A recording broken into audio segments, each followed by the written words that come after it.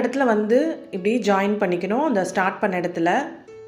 So அதுக்கப்புறமா இப்படி திருப்பி இந்த செகண்ட் பெட்டலில் ஃபில் பண்ண போகிறோம்.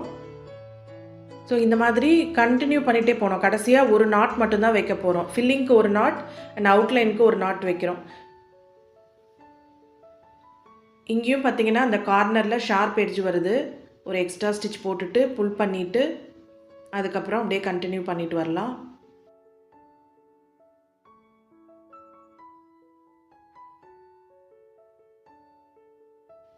இப்போது இந்த இடத்துல நம்ம அந்த செகண்ட் பெட்டல் ஸ்டார்ட் பண்ணோம் இல்லையா, அந்த இடத்துல டச் பண்ணிவிட்டு இப்போது தேர்ட் பெட்டலுக்கு திரும்பலாம்.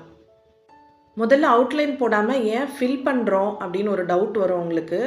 இப்போ பாருங்கள், அந்த ஸ்டிச் வந்து ஒன்று மேலே ஒன்று ஓவர்லேப் ஆகி வருது. ஸோ ஃபஸ்ட் பெட்டல்லேருந்து செகண்ட் பெட்டலுக்கு கொண்டு போகணும். அப்போது அந்த பழைய ஸ்டிச்சை வந்து டச் பண்ணிவிட்டு அப்புறம் திரும்பணும். திருப்பி செகண்ட்